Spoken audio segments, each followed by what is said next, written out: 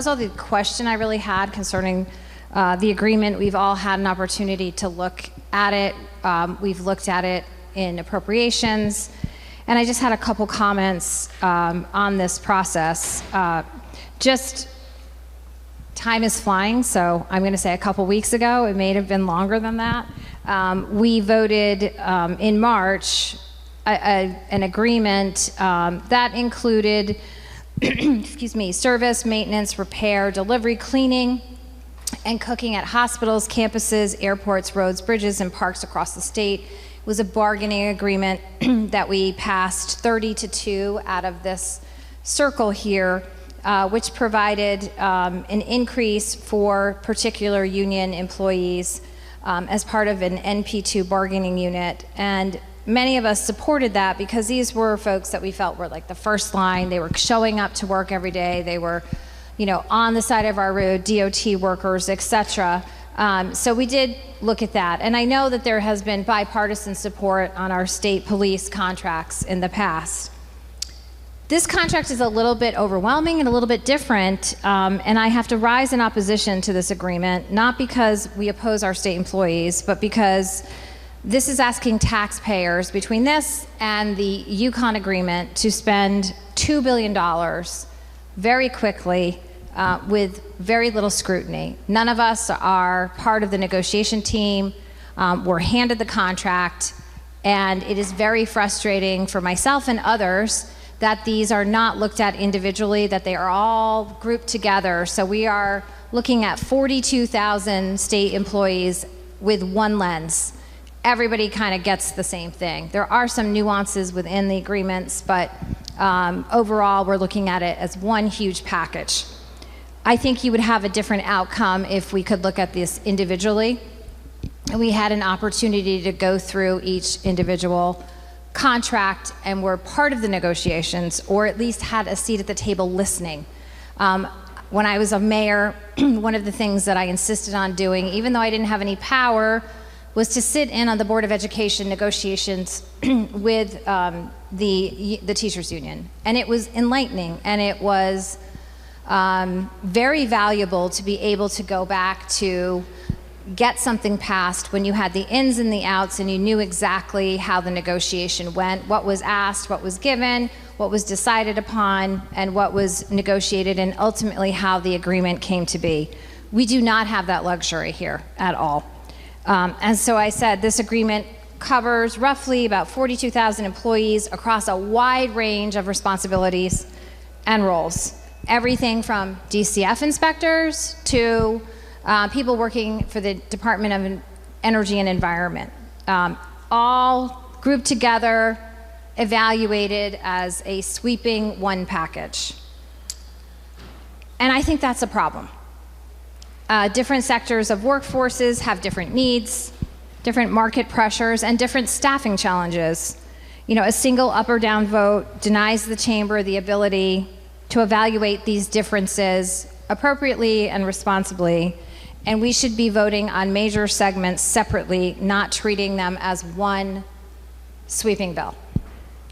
But that's not what we have, but that's what we really should have.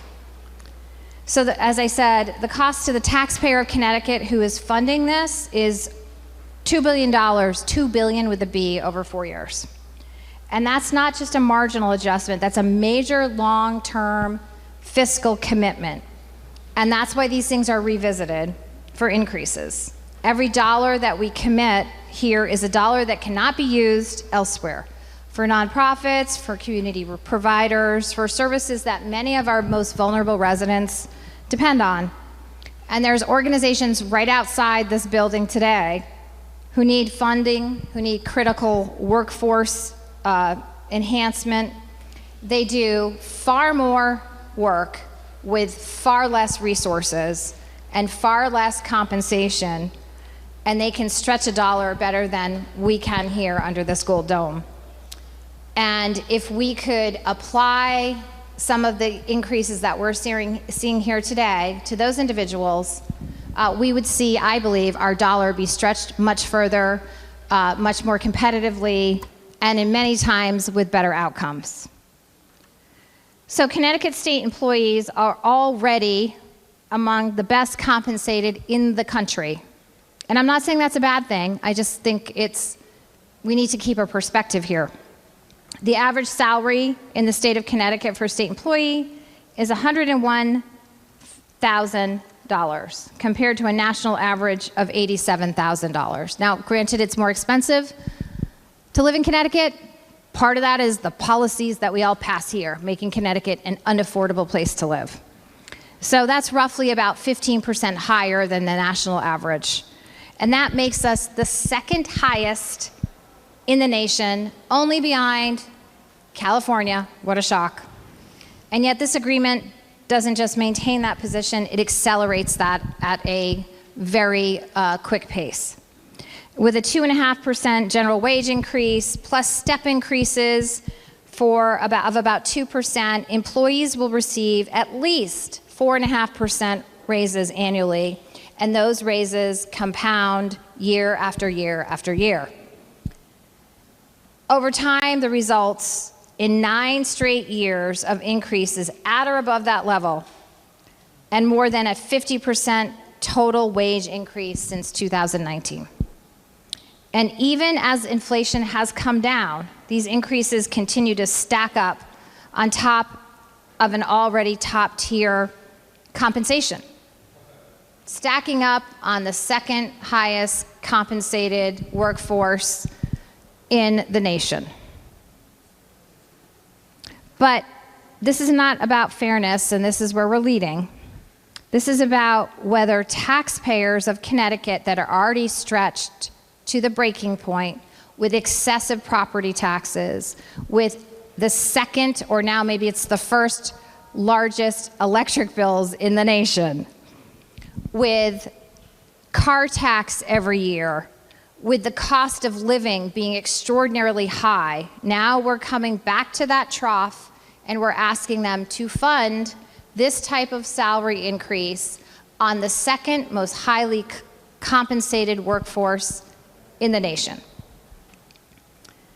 And this is about whether taxpayers can, again, sustain this compounded growth on this type of salary that we're providing. And I'm not saying we should not pay our state employees well, we should, but we also have to make sure that those that are paying the bill can afford to pay the bill for our state employees. And I believe that these numbers far outpace what most taxpayers that I talk to, even if they are not in my district, can afford. The people funding this agreement have experienced their own income inequality and have seen that their income is going less and less far every single day. And we've heard that this increase is a justification in response to what we're seeing for inflation. But inflation has been declining from peaks of about 8% in 2022, you can look it up, down to 3% currently. So yes, we've had increases in inflation, but not since 2022 where we're at the height of 8%. Inflation is declining. We're locking in a multi-year increase at these levels, even as inflation is moderating. And the risks are overshooting the actual economic conditions that Connecticut and actually our nation will be facing. So if costs are rising this dramatically without meaningful offsets, the pressures will inevitably fall on students, on families, on our future state budgets, and on the taxpayers of the state of Connecticut.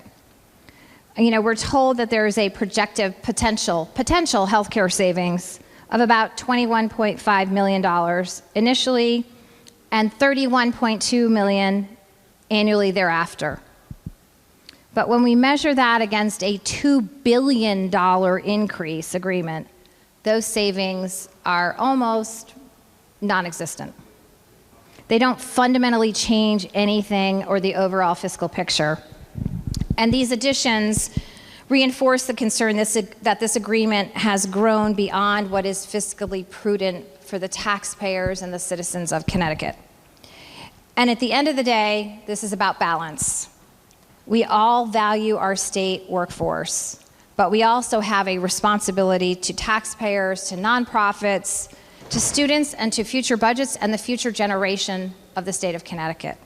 When you look at young people that are struggling to afford a house in the state of Connecticut, that are leaving this state, you see it happening in Boston, and now it's starting to happen here. They're going south because they have a better chance at a life and a future in a different state where the costs are not as extraordinarily high as they are here in the state of Connecticut.